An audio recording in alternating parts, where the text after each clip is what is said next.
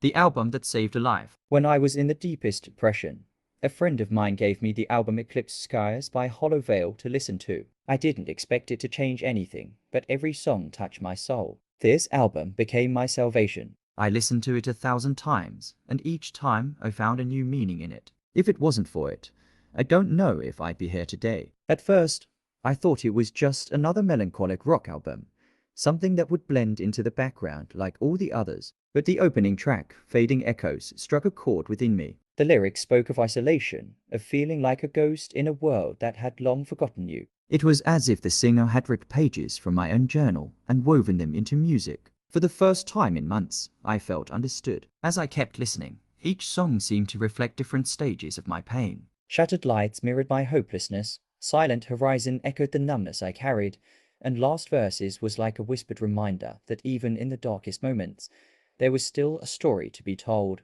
The haunting melodies wrapped around me like a lifeline, pulling me back from the abyss I had convinced myself was inevitable. One night, as I lay in bed staring at the ceiling, I put the album on repeat and closed my eyes. Instead of spiraling into my usual thoughts, I really listened to the words. The final song, Ember's End, was unlike the rest. It wasn't about pain or loss, but about survival. It spoke of scars, of the beauty in imperfection, of finding a way forward, even when you felt you had nothing left. For the first time in what felt like forever, I allowed myself to believe in tomorrow. Days turned into weeks, and the album never left my playlist. I memorized every note, every lyric, every subtle change in the singer's voice. I started journaling again, writing down how each song made me feel. Somewhere along the way, my writing shifted from despair to reflection, and eventually to hope. The music had become more than a distraction, it had become my therapy. I eventually reached out to my friend, the one who had given me the album. I told them everything, how I had been drowning, how the music had kept me afloat. They just smiled and said, I knew it would help. Sometimes the right song finds you when you need it the most. It was such a simple truth, yet it carried so much weight. Now, whenever I feel myself slipping back into that darkness, I return to Eclipse Skies. It reminds me of the journey I've taken, of the pain I've endured, and of the strength I found along the way. I don't know where I'd be without it, but I do know that music has a way of healing wounds we don't even realize we have, and for that, I will always be grateful. The album that brought us together. My best friend and I met by chance at a Midnight Lanterns concert. We adored the same album, Echoes of Tomorrow. We learned every song by heart, sang them with a guitar around the campfire, and even got a tattoo with a quote from this album. Unfortunately, my friend is no longer with me, but every time I listen to this album, I feel like he's with me. I still remember that night vividly, the pulsating lights, the roaring crowd, the first strum of the guitar. I was singing along, completely lost in the music, when I noticed someone next to me belting out the same lyrics with the same passion. We locked eyes during the chorus of Wanderer's Lullaby and laughed, realizing we knew every word. By the end of the show, we weren't strangers anymore, we were kindred spirits. After that night, we became inseparable. Echoes of Tomorrow wasn't just an album. It was our anthem. We played it on road trips, let it fill the silence during late-night talks, and turned to it whenever life felt overwhelming. Each track had a memory attached to it. Falling Lights was our summer adventure song. Unwritten Pages was for those deep conversations about dreams and fears. The music wasn't just background noise, it was the soundtrack of our friendship. One night, we sat by the fire, a guitar resting in his hands, and played through the entire album. It was one of those rare moments where everything felt right, where nothing else in the world mattered. That's when we made a pact to always carry a part of this album with us. A week later, we walked into a tattoo parlor and got matching ink. We are echoes, never fading.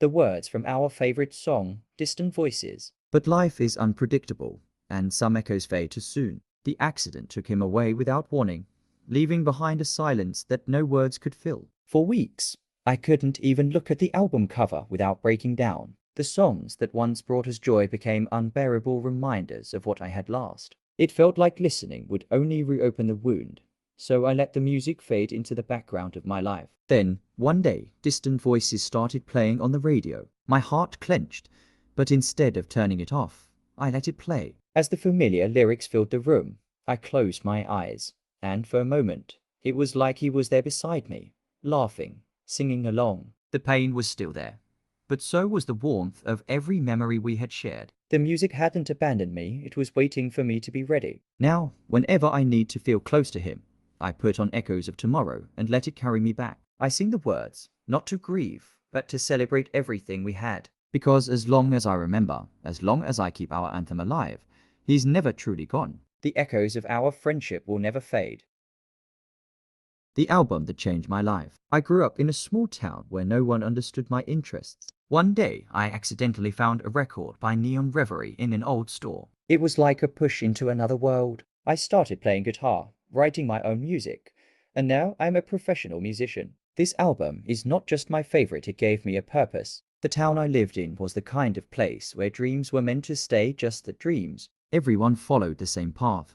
School, a steady job, a quiet life. But I wanted something different. Music had always fascinated me, yet I had no direction, no guidance. That changed the day I walked into a dusty record store and found Neon Reverie's album, Fragments of the Sky. The cover alone caught my eye, vibrant, chaotic, alive. Something told me I had to listen. The moment I dropped the needle on the vinyl, I knew I had found something special. The opening track, Falling Free, was like nothing I had ever heard. Haunting melodies, raw emotion, lyrics that spoke to the restless longing inside me. Each song pulled me deeper, showing me a world beyond my small town. By the time Distant Dreams played, I felt like I had been given a secret message. I wasn't alone in wanting more from life. I saved up for months to buy my first guitar. At first, my fingers stumbled over the strings, but I didn't care. I practiced every night, trying to mimic the riffs from Fragments of the Sky. I spent hours dissecting lyrics, understanding the way words could carry emotions. Before I knew it,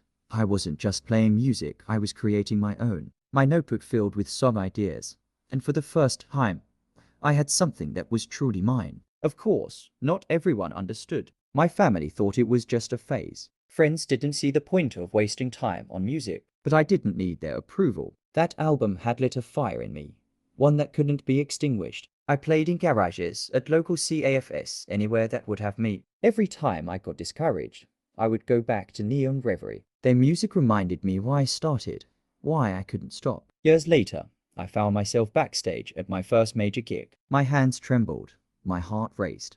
But as I stepped onto the stage, I thought about that day in the record store. I strummed the first chord, and suddenly, everything felt right. I wasn't that lost kid anymore, I was exactly where I was meant to be. And in the audience, I spotted someone wearing a Neon Reverie t-shirt, singing along to my song. The cycle had come full circle. Now, whenever someone asks what inspired me, I tell them about Fragments of the Sky. It wasn't just music. It was a lifeline, a guide, a spark. Some albums are just collections of songs, but others have the power to shape destinies. For me, this album wasn't just a soundtrack, it was the beginning of everything.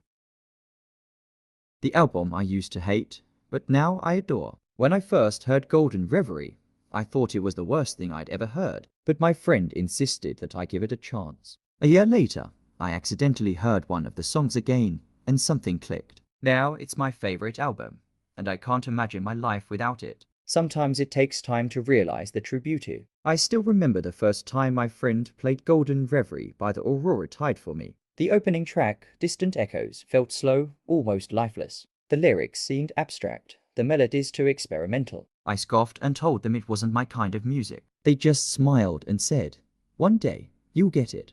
I doubted it. At the time, I was into fast beats, catchy hooks, something this album definitely didn't have. For months, I avoided it. Every time my friend played a song from Golden Reverie, I rolled my eyes. It's just noise, I'd say. But they never argued, never tried to force it on me. Instead, they just let it be. And so, the album faded into the background of my life, forgotten, dismissed. It became a symbol of something I refused to understand, something I had convinced myself I would never like. Then, one rainy afternoon, I was sitting in a CF when a familiar melody drifted through the speakers. It was Falling Embers, a song from that very album. I wasn't paying attention at first, but something about the way the song built up, how the instruments blended together so effortlessly, made me pause. The lyrics, which once felt meaningless, now resonated. I didn't know why, but suddenly, it felt different. Curious, I went home and listened to the album again, this time, with an open mind. Track by track, I started to hear things I had ignored before. The subtle shifts in tempo,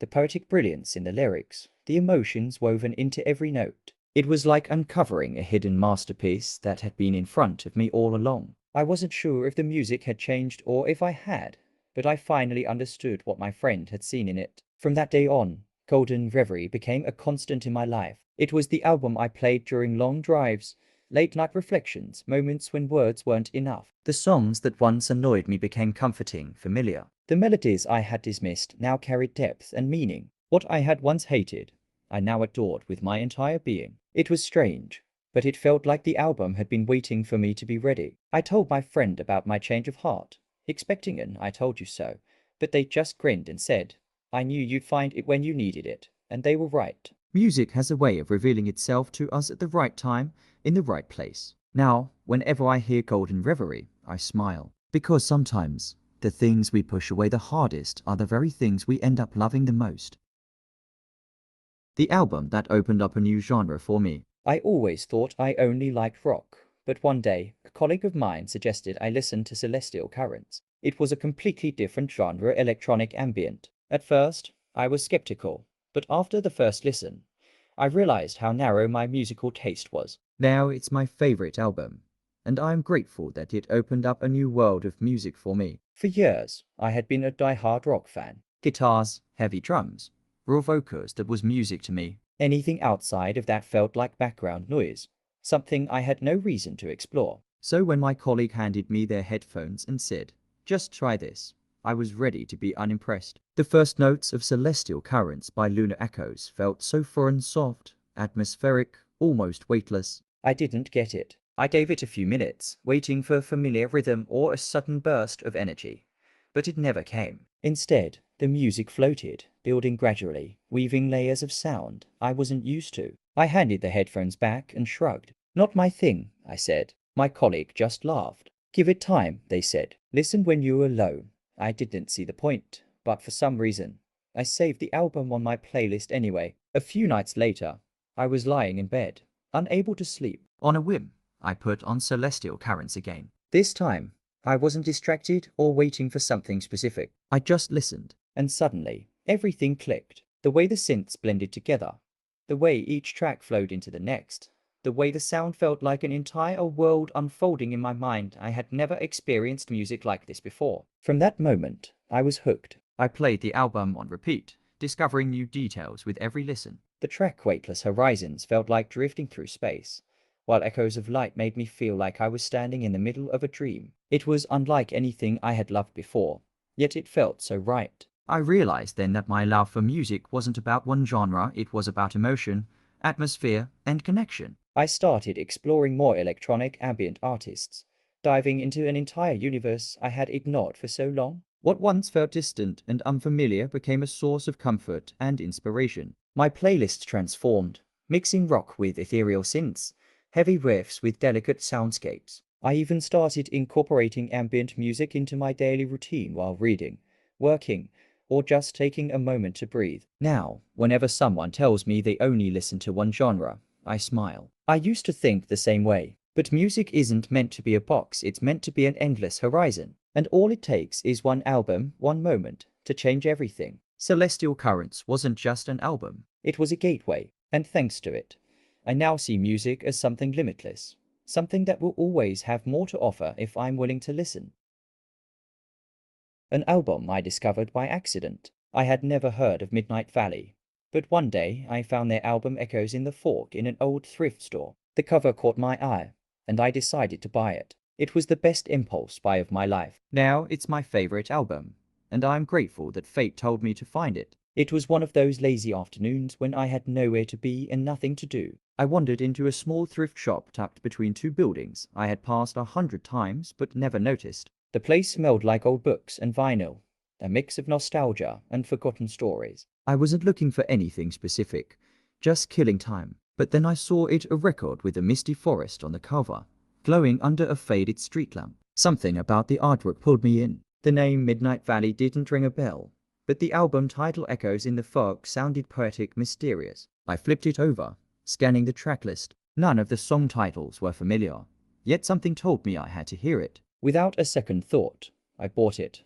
feeling like I had just stumbled onto a secret waiting to be uncovered. When I got home, I placed the record on my turntable, expecting nothing. The moment the first track started, I froze. A haunting guitar melody drifted through the speakers, followed by a voice that felt both distant and intimate. The music had a dreamlike quality, a blend of folk, blues, and something ethereal I couldn't quite define. Each song was like a story, each lyric painting vivid pictures in my mind. As I listened, I felt an inexplicable connection to the music. Silver moonlight made me feel like I was driving alone on an empty highway.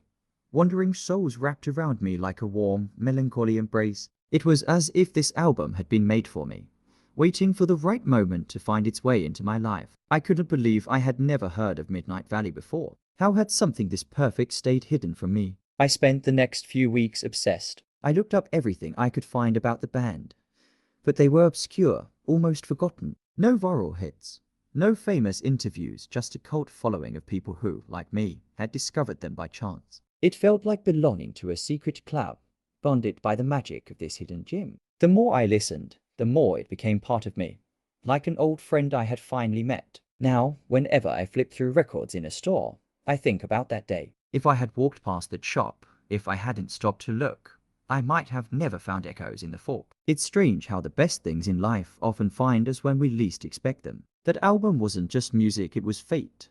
A reminder that sometimes the universe has a way of putting exactly what we need right in front of us.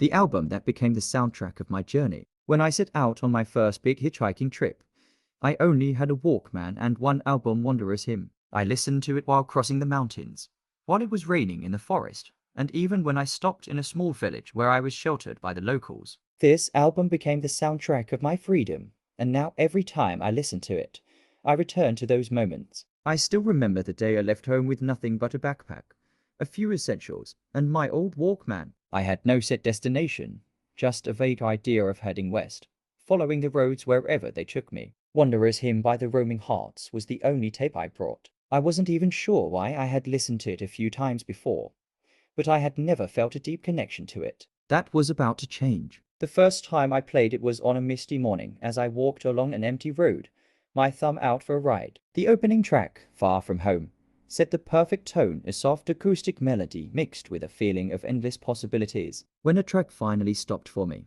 I kept the music playing, watching the world blur past as the lyrics spoke of unknown roads and open skies. It felt like the album was meant for this journey. As the days passed, Wanderer's Hymn became more than just music. It was with me when I climbed a mountain trail, the chorus of endless horizon pushing me forward when my legs felt weak. It played in my ears as I lay under a makeshift shelter during a rainstorm, the rhythm of silver raindrops blending perfectly with the drops hitting the canvas above me. It was as if every song matched the moment I was living. One night, I found myself in a tiny village where the locals welcomed me like family. We shared stories over a fire, and when I played a track from my Walkman, they hummed along, their voices mixing with the song in a way that made me feel completely at home. I had never experienced such warmth from strangers before. That night, Lantern Light became more than a song, it became a memory, tied forever to that place. By the time my journey ended, the tape was worn, the case scratched from being tossed in and out of my bag 100 times. But Wanderer's Hymn had become a part of me. Each track held a piece of my adventure, the roads, the people, the moments of solitude and wonder. Whenever I hear it now, I don't just listen. I feel the wind on my face, the cold mountain air, the distant crackle of a campfire. Music has a way of capturing time, preserving feelings long after they've passed. Wanderer's Hymn wasn't just an album anymore, it was my journey, frozen in melody. Every time I press play, I'm back on that road, a traveler with no destination, just the sound of a song guiding me forward. The album that became a secret code. We had a tradition in our family every year at Christmas. We exchanged gifts, but instead of writing names, we used quotes from songs. One year, my father gave me the album Whispers and Echoes, saying that it contained the key to all our secrets.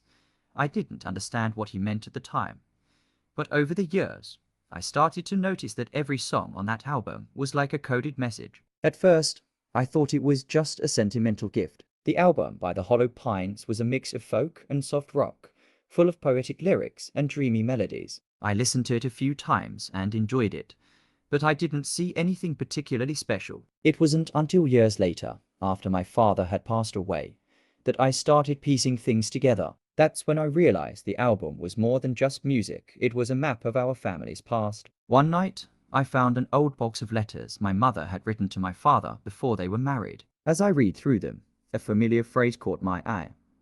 We will dance under neon lights, and time will stand still. It was a direct quote from the song Neon Wars, track 4 on Whispers and Echoes. I played the song again, this time paying attention to every word. It wasn't just a love song, it was their love story. Curious, I started looking for more connections. The song Northbound described an impulsive road trip filled with laughter and unexpected detours. When I asked my aunt about it, she smiled knowingly and told me about the time my parents had driven across the country with nothing but a map and a broken-down car. That song wasn't just a melody, it was a hint to their greatest adventure, a memory preserved in lyrics. Even more fascinating was Paper Trails, a song about secret messages hidden in plain sight. That's when I realized my father had been using lyrics as codes in his letters to me. He had once written, "Follow the footprints in the sand, and you'll always find your way home." At the time, I thought it was just a poetic phrase, but it was actually a line from track 7. It was his way of telling me that no matter where life took me, I would always have a place to return to. The most emotional discovery came when I played Lighthouse Keeper, a song about guiding someone home through the darkest storms. My father had always called my mother his lighthouse. It was a quiet way of saying she had been his steady light through life's chaos. The realization hit me like a wave. This album wasn't just music to my father. It was his way of telling stories, of passing down memories without ever speaking them aloud. Now, every time I hear Whispers and Echoes, I feel like I'm unlocking another part of my family's history. What once seemed like a simple album has become a book of secrets, a collection of moments hidden in melodies. My father may no longer be here, but through this music, he still speaks to me.